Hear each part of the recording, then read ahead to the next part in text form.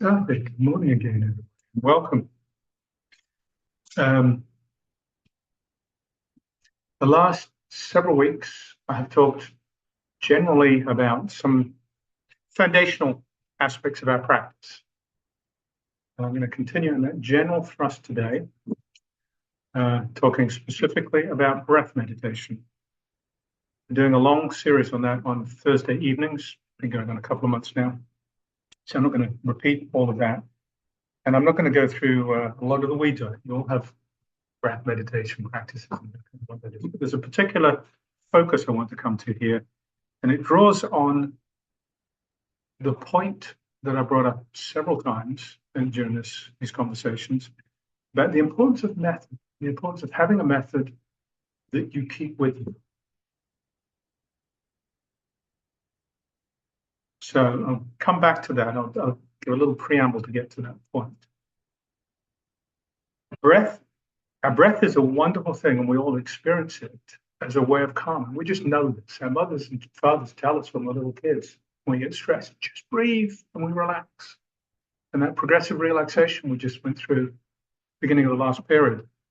A couple of places in there, this breathing showed up again. To relax your shoulders, raise your shoulders up to your ears, hold, and with the out breath, let them drop. If you play an instrument, there's the two lines, two circles, and a dot you put over a note to extend the note. I don't remember what it's called. But when you start up after that, you pause, you extend the note, and then when you start back up, you don't do it on an in breath, you do it on an out breath. There's something that happens with the out breath, and we all know it somatically. We just don't tune into it. Relax the chest. Notice that with the out breath, the weight's dropping. You just notice it. It just happens. You can amplify it. You can work with it. You can resist it, but it just naturally happens. So there's just this very natural relaxation that happens with the breath, and we all tune into it. Incredibly useful. And when we sit in our meditation practice, we can use this, as we did with that progressive relaxation, to relax, settle, and sink. Energy comes out of the head, and we move deeper into the body, the ground. One of the important things that happens there is we're de-energizing our cognitive processes, so we're intercepting the mind's tendency to hijack everything. As we settle with our breath, as we bring ourselves into our bodies, our mind is just less prone to grab a hold and run. This is one of the reasons why breathe when you calm, because it brings us out of our heads and into our bodies. But as we settle into our bodies and get into this wonderful calm place, what can happen is the body hijacks the mind, essentially. The body becomes so calm and so still, we can become dull in this very pleasant place.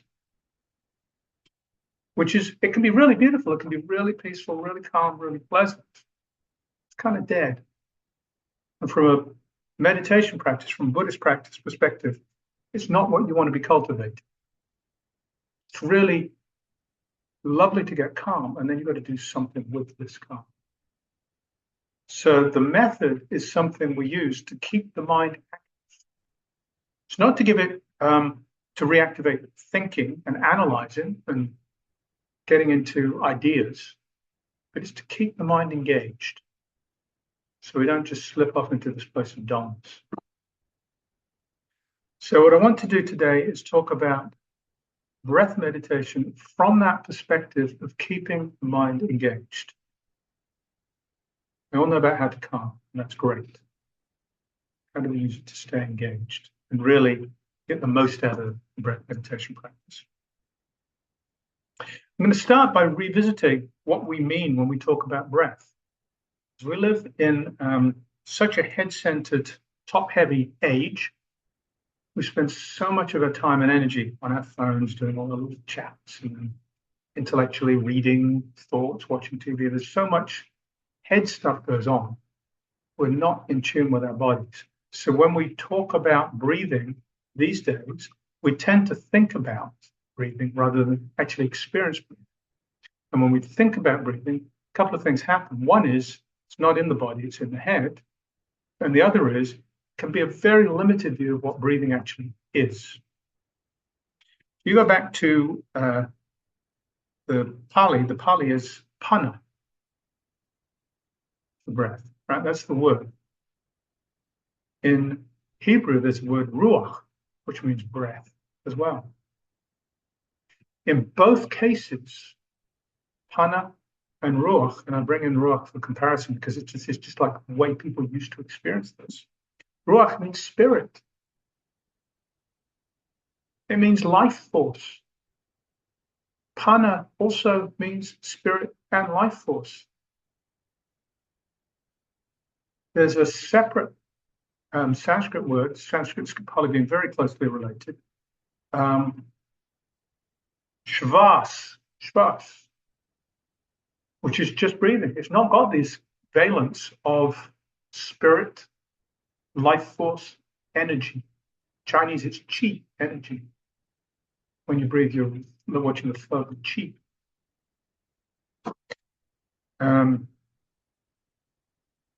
So when we're engaging in breath meditation, this is the breath we're talking about. It's not just this very concrete physical movement of air. It's this much more subtle energy, life force, spirit sense. So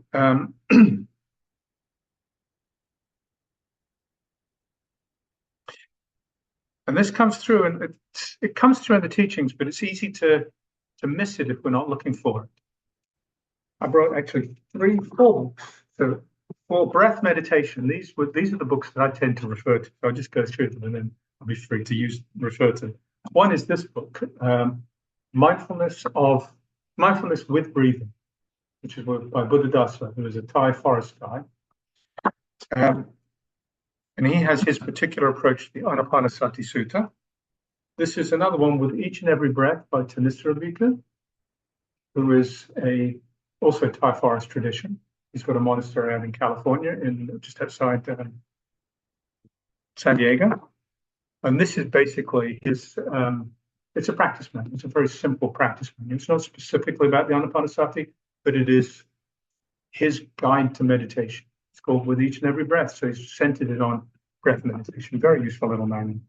This is Right Mindfulness, also by Thanissaro. You can tell I like his teachings a lot. And this is essentially his commentary on the Anapanasati Sutta, which is the central Pali teaching on breath meditation. And then there's this one, which is 6 Dharma Gates to the Sublime, which we're recently covering on Thursday evenings. It's by Ji, who is the 4th patriarch of Tiantai Buddhism in China.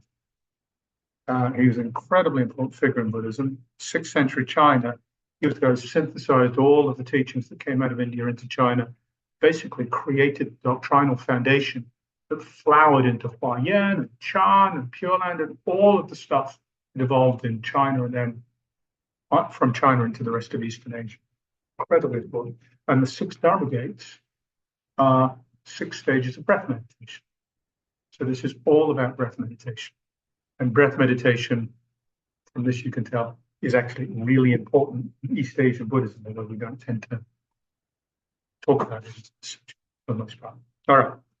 So those are texts I'm going to refer to. I'm going to loosely jump back and forth between them because they overlap. Yi includes within his text a list of, I think he's got 17 steps, but they pretty much follow the 16 steps of the Anapanasati Sutta. So he's really taking the Pali teachings and incorporating and building them. He also has 6 stages, which are really the same stages as are in Buddhaghosa, which is the one of the major Abhidharma style texts that is foundational in Sri Lankan Buddhism and South Asian Buddhism. It was the doctrinal development out of the Pali teachings became these dense texts. So they're all really enmeshed. You can peel out and argue about different traditions, but they all really fit together. So back to the thrust here. The first the arc of the first three tetrads in the Anapanasati Sutta, we work with body, feeling, and mind. And each of them takes us through a four-step process of basically breathing in, we explore this particular thing. So breathing in, we explore the body. Breathing out, we explore the body. And the body here is to be explored. What Tanistra does with each and every breath, and he's taken this from his teacher, who was Ajahn Lee. He says, when you're breathing in, find a place in the body where it feels good, where it feels pleasant. So this is already exploring the body. As you breathe in and you breathe out, notice what's going on in the body. Notice what it feels like. Don't let yourself get stuck in this metronomic kind of dull, just breathing in, breathing out, following, and then just settling and sinking and become calmer and peaceful.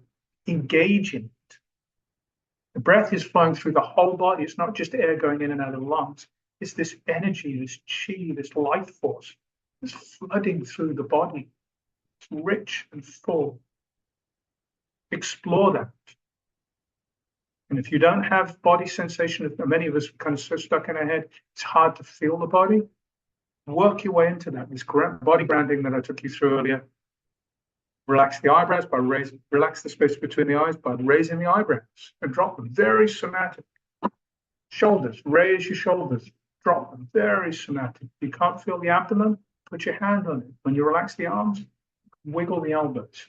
So move yourself into experiencing the body so that you can then follow this practice, follow the breath, start following it through the body, start noticing physical sensations, not just general, oh, this feels good, but it's fairly specific sensations. Where does it feel good?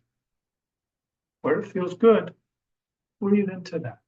Stay there, rest there, feel what it's like, explore it. Does it have edges? Is it warm, cool, tingly, calm? What is it? What's going on there? And then notice what's happening around the edges. Is it expanding? Is it shrinking? Can you help it expand? Can you spread that around the body?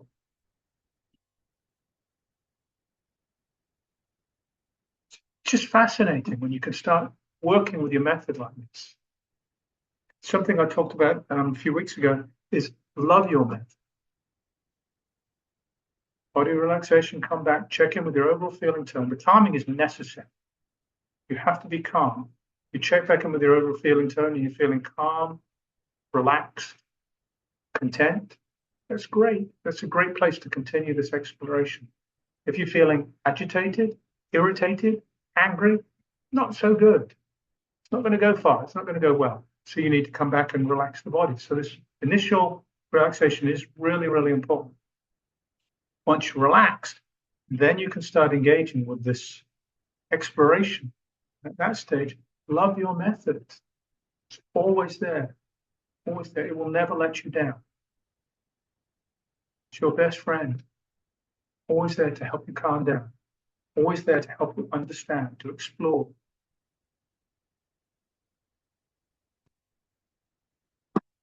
So following the energy around the body.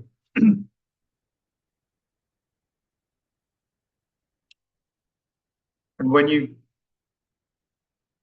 start noticing other feelings in the body, instead of saying, oh, my leg hurts, there's a feeling.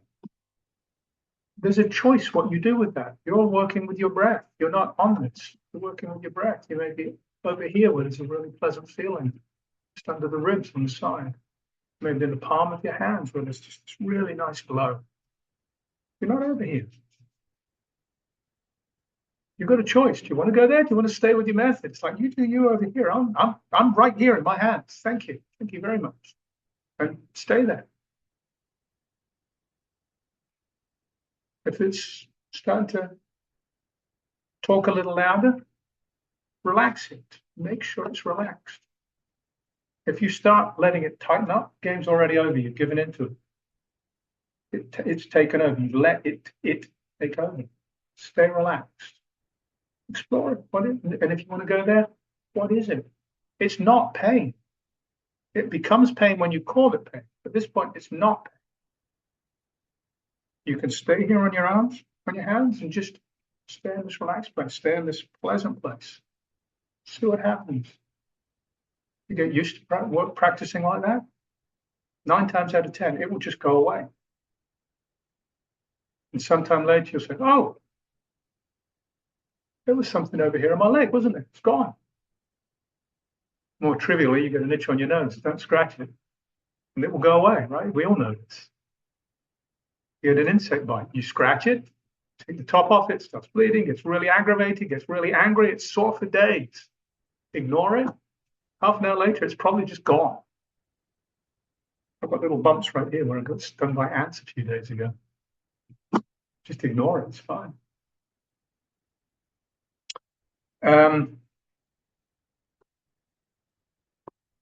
So this happens with the first 3 tetrads. First of all, it's working with the body. And we're exploring what the body is at this point, right? And then we go through to calming the body, intentionally relaxing the body, which is kind of what we did with that progressive body scan. And then we do the same with feelings. Feelings has a particular meaning in Buddhism. It's got 2 different meanings, and I'm going to use one of them here. I may use the other one in a minute. But the Pali word is Vedana, and it means specifically feeling tone, which is a quality of feeling, whether something is pleasant, unpleasant, or neutral. So we'll go back to that sensation on the leg. We generally lead to, oh, that's unpleasant. Because it's unpleasant, we want to push it away. We don't want it to happen. And we kind of rarefy it, and we turn it into something it's not, turn it into a thing. It's just this feeling, tone. What's the edge between pleasant and unpleasant?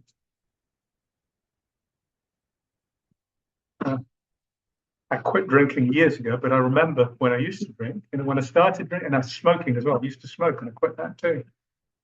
I don't know that I've ever met anybody who said their first cigarette tasted great. I don't know that I've ever met anybody who told me their first pint of bitters tasted great. It's like you see all the schmucks around you enjoying this stuff, so you just force yourself to do it, and it becomes good. There's this really unpleasant feeling to it. But over time, because you're working with it, it's no longer unpleasant. These aren't fixed things. So we do this with the feeling tones. We do this with these experiences in the body. And there's a couple of experiences that happen when the body settles down, when we settle down, which are experiences of joy, pleasure flooding through the body. And they can be really pleasant, actually kind of overwhelming. So we notice and pay attention to these and don't get caught up in them. Don't let them turn into stories. We're exploring and understanding. And again, the range of sense experience in this body is extraordinary. The Buddha said, when somebody asked him about waking up, he said, everything you need is in this fathom-long body. And he separately said, the whole universe is in this fathom-long body, or is this fathom-long body. And what that is about, if you think about this, all you can know and all you ever have known is known through your senses. It's known precisely because of this body. Alpha Centauri, 4 billion light years away, however far that is, the Big Bang, 13 billion years of universe, all of evolution. Everything you've ever, the vast, uncountable, it's all coming to you through your senses, which include your mind. Right? So tuning into this set of sensory experiences physically, and then these feeling tones, is absolutely boundless.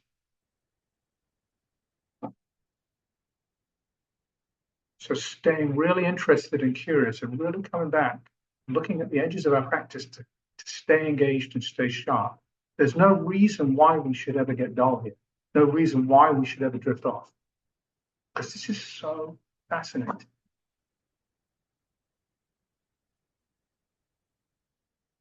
And then we do it with the mind.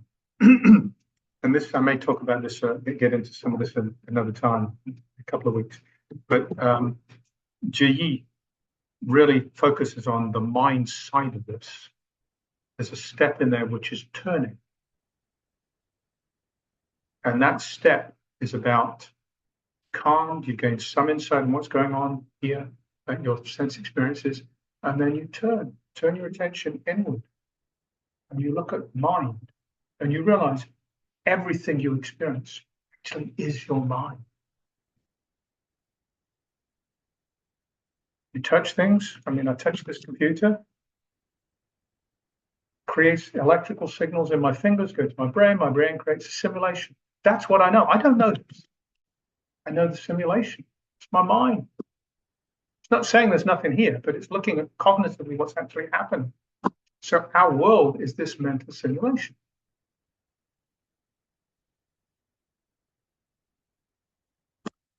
Again, bottomless to explore it. But what GE does is he says, turn around and look at your mind. And when you look at your mind, you will see exactly the same is true with your mind as is true out here. There's really no solid thing there. There's nothing to hold on to. So what is it? What is it? Utterly mysterious.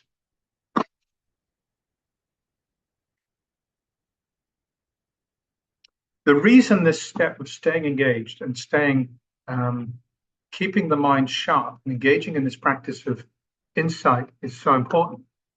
This calming is really wonderful. Helps us navigate life an awful lot. We become familiar with this state of calm, and we're more peaceful in the world. When things agitate us, we've got some skills to calm us. But they don't, that practice doesn't change our fundamental cognitive wiring. In that we have developed a lifetime of habits. Many of them were born into us. Many of them came from our childhood environment, many of them from a more recent environment. Buddhism would tell you there's countless lifetimes of karma built up into these habit patterns. However you want to get to it, there's a lot, very, very complex array of habits built up here. And if we just learn to calm, we're not fundamentally changing those habits. If I am prone to get irritated when I see the color green, that doesn't change just because I know how to calm myself. If I'm prone to get excited every time I hear the Bee Gees, that doesn't change just because I know how to calm myself. It does change when we start cultivating insight, when we start seeing how the mind works, how the system works, which is what's available to us when we relax, and then we keep this mind sharp and stay on our method. And right now, the method we're talking about is breath meditation. Last week, we talked about silent illumination or shikantaza, which is something else. We talked about chanting. We can talk about metta or colon practice. We're just talking about breath meditation today. So staying on breath meditation, we can stay sharp. We can use that breath meditation to inquire.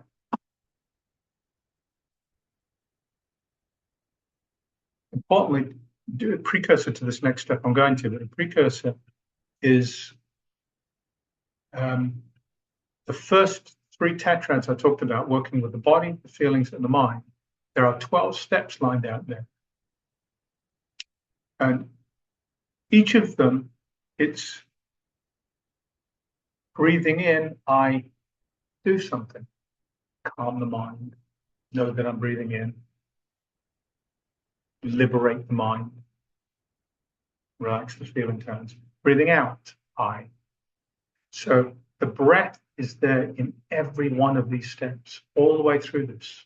And this is this subtle form of breath that I've been talking about. It's not just air in and out of the lungs. It's this really understanding what breath is, tuning into the totality of breath.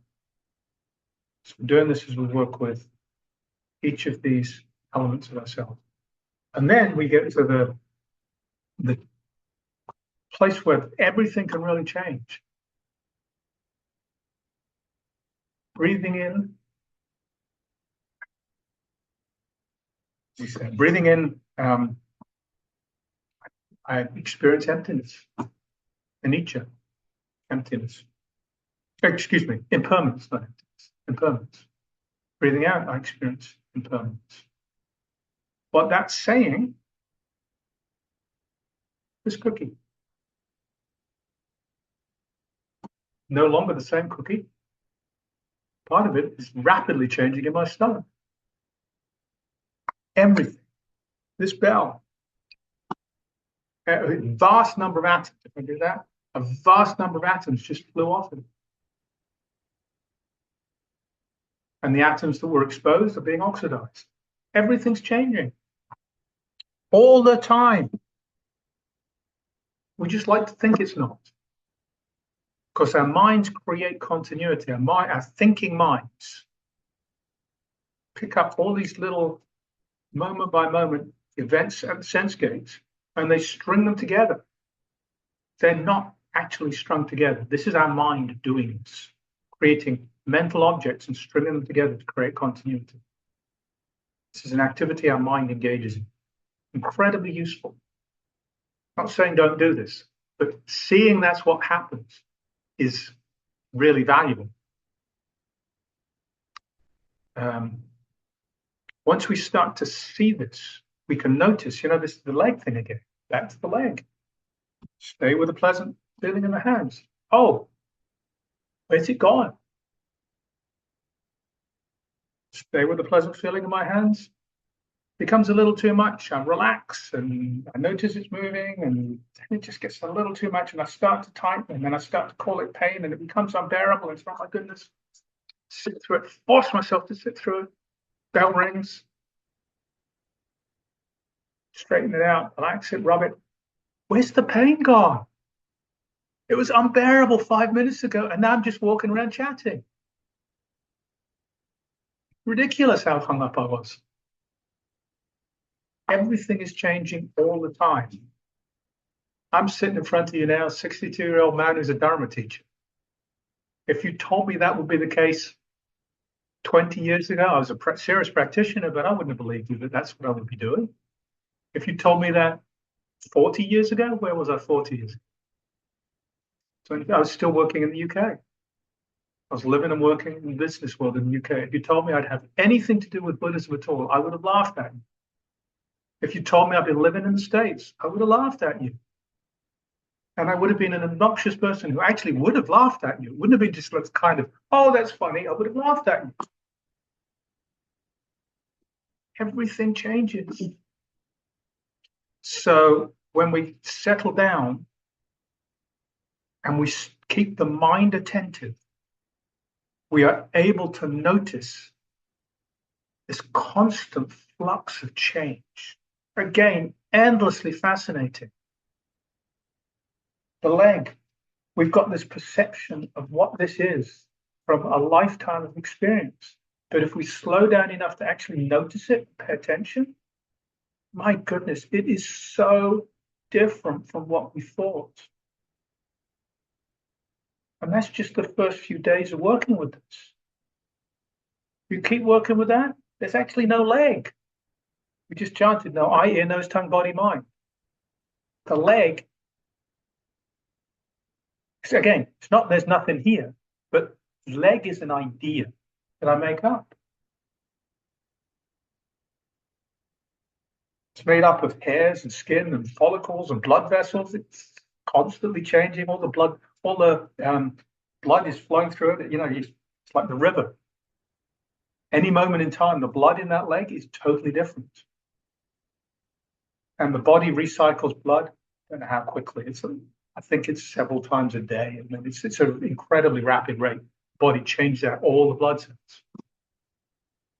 Constant change. We just don't notice. We think it's fixed. The leg is just an idea. So when we engage with our breath is an anchor we stay with. We can actually just work with the breath and see breath itself is impermanent. This one. He's working with Larry Rosenberg. So Larry Rosenberg wrote the introduction to the Summoning Parapet of Larry Rosenberg. And he's talking about how when he was out there working with Buddhadasa in Thailand, Buddhadasa went through the first 12 steps of the Anapanasati Sutta with Larry. And then he looked at Larry Rosenberg with a smile on his face. He said, "Are you with me?" And he said, "Okay, so now we're going to go to the 13th step, impermanence. What we're going to do is go right back to the beginning. Start with step one. Breathing in long. I know I'm breathing in long. That is impermanent. Stay with that. Notice the impermanence of breathing in long. Just notice the impermanence of that. Every individual breath is totally different from the previous breath. Can't be otherwise. This physical form will have a last breath. It had a first breath, it will have a last breath. Poof, gone. Where did the life force go? Mysterious. So this is where insight really starts to happen. When we slow down and we keep on our method and we keep with this practice, we start to really notice impermanence. And it changes everything, absolutely everything. Because when something annoys us, there's not really such a thing as green. It's just me kind of this system reacting to that thing out there. The Bee Gees, they're probably all dead now. I don't know. It's a bunch of Australian dudes that I used to listen to when I was 20 years old.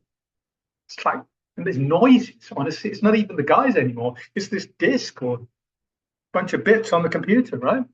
What is this really? Totally impermanent, insubstantial, ungraspable.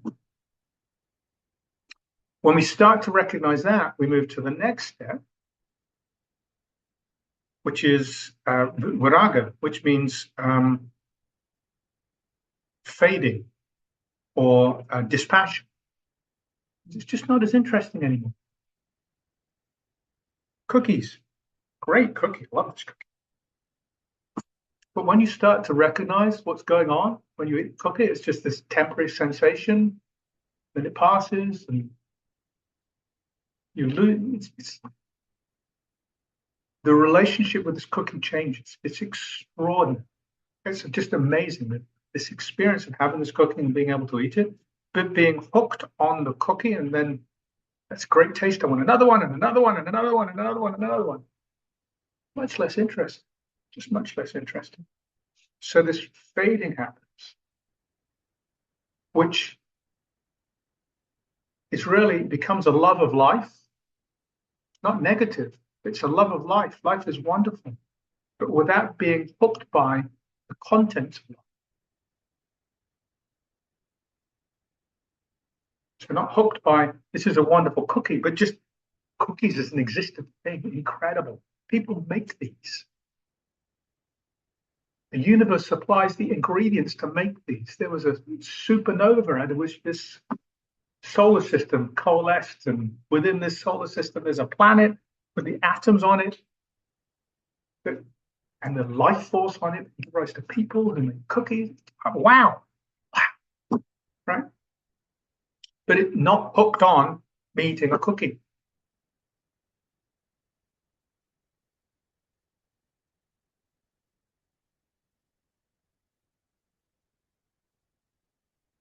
So there are a couple more steps, but I think that's enough to get the sense here of